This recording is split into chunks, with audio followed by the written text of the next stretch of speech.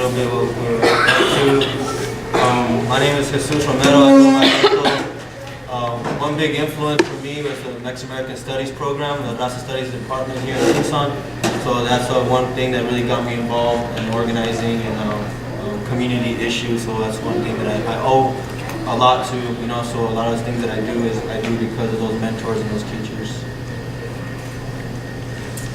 My name is Danny. Kind of like same as Dico, like going through like the Mexican American Studies classes. It really like kind of changes your perspective on how you see society and like your role in what you play in it and how much you can actually shape what's around you. Like you said, like our teachers were more than teachers; they were mentors. They were basically like family. And, like we still talk to them to this day, even though we're not in classes anymore. So and it's just like it builds a really strong community, and it's kind of like the reasons why we do what we do in this field of work, I guess. My name is Bob Boyle, and I took the classes in the school where it wasn't like something really big, but it was a matter of community, and it wasn't something that was a really big issue. But when I took them, it was something really important. It just really like hit me, and it made me realize like the things that are there for a reason, and like just even the way our neighborhoods are, you know, like they're set up a certain way for a reason. You know, they're not just like hoods aren't just made like that. And it just opened up my eyes to a lot of things. And when HB 2281 came about, like, do y'all know what that is? HB 2281. It's the ethnic studies law. It's a law that bans ethnic studies. So basically, it was a bill that was signed into law saying that ethnic studies is teaching racism and the overthrow of the government, when in reality it's just showing us like our realities and where we live in and like where we come from, and like it's teaching us our truths. And they thought that was a bad thing, so they banned it, and they made a law here in Arizona that made it illegal for us to learn this in school. So that's where Unidos came from, and we're students in school, and like these classes are very important to us, and we're really frustrated about the fact that there's people, you know, like that aren't even involved in our communities, people that are not involved with our families, not involved with our schools, saying they can't be learning this.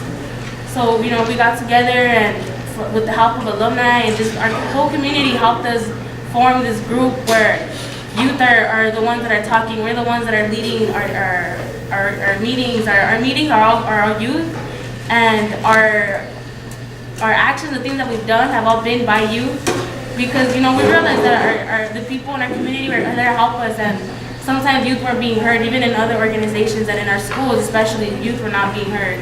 So Unidos came from that, and we've done some pretty cool stuff, just like, I guess, not really going by what people tell us to do, you know, like if we see that things are not going good, like when ethnic study was going to be outlawed, you know, like in TSD, we took action, and it's kind of like the Core Direct Action Group, and we do that kind of thing. We just take problems into our hands and we fix them. So it's like a little bit about us. My name is Laura Martinez, and I'm also part of Unidos. I've recently been a part of Unidos, and we're kind of, now that the legislation is into effect, we're thinking about going forward and what we want to do now with it. This week has been a really special time for us because tomorrow is our retreat. We're really excited to kind of get back on track and pair up with other organizations. If any youth is interested in joining Unidos, have any ideas, any input about your communities, we're doing a lot of really awesome things. We're thinking about pairing up with different organizations on SB 1070, different migrant organizations.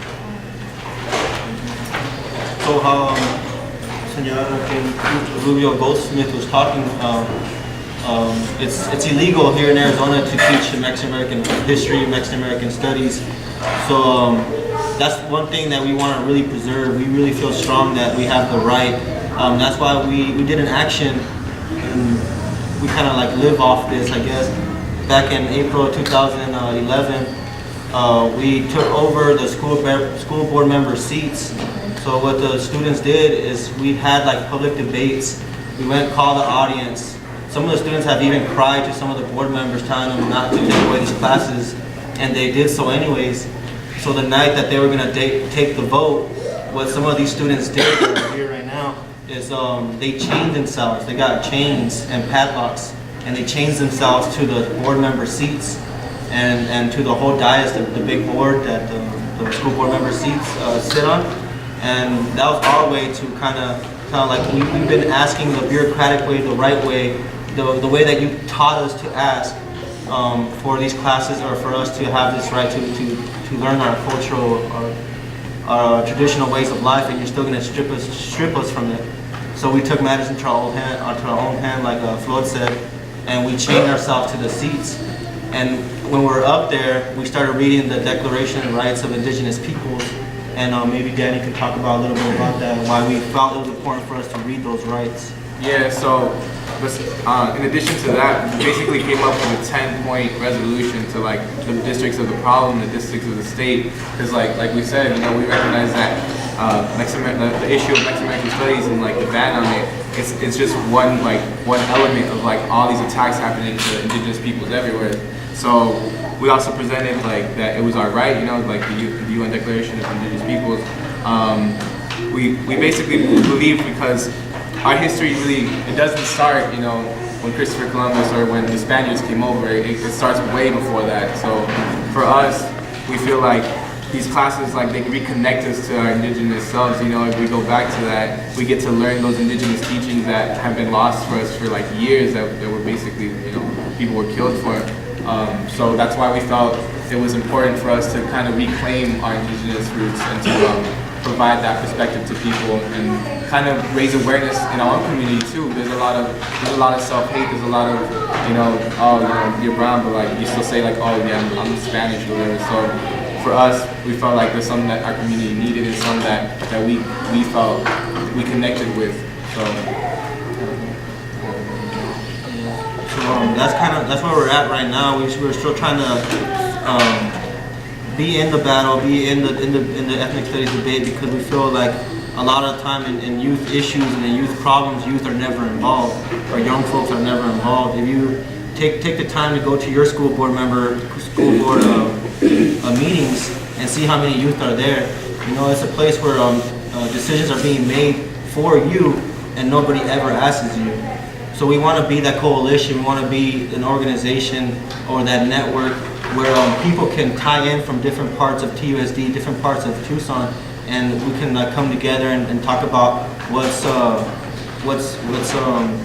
are youth of color facing, what are indigenous youth facing, and how can we combat them together with strategies that are not just like be silent, be a young person, you listen to me.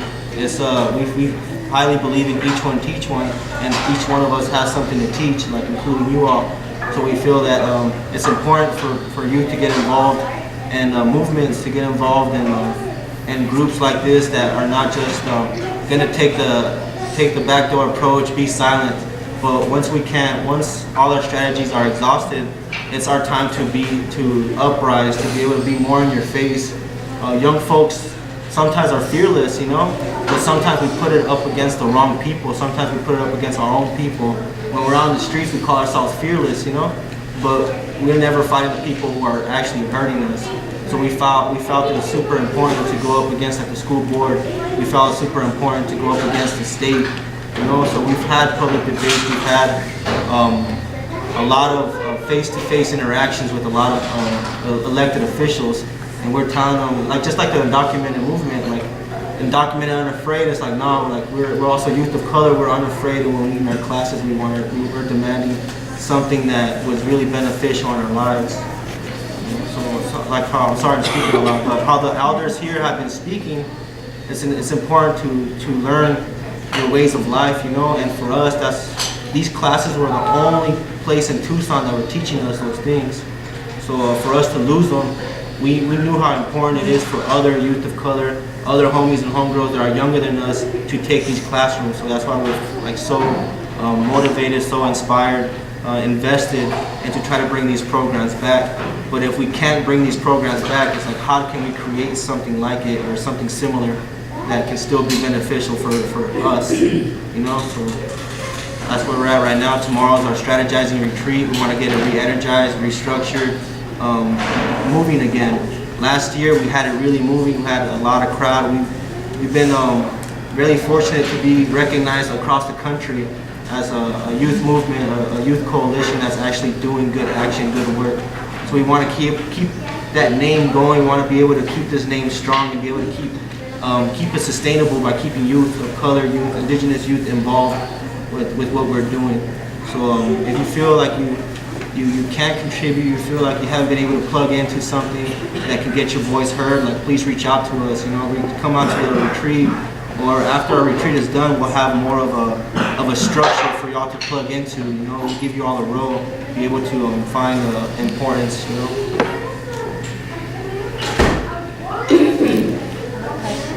Where's your retreat tomorrow in case people want to attend? We really want to encourage our young people to come. It's going to be at the Agua Caliente Park over by Catalina Road, Mount Lemmon, the base of Mount Lemmon. We're going to be offering rides at 7:30 if anybody wants to go out to Reed Park at 7:30 a.m. We're going to be departing there, and we have rides if y'all need to get up there. You know, we're going to have breakfast for y'all too. This lunch today.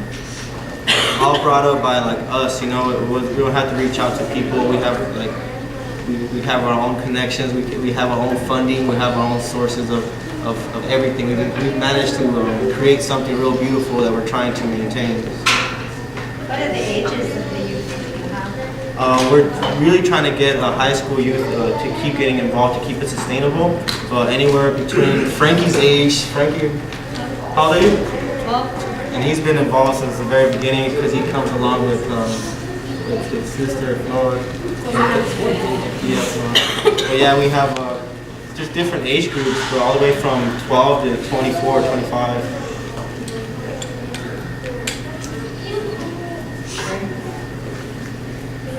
Any questions?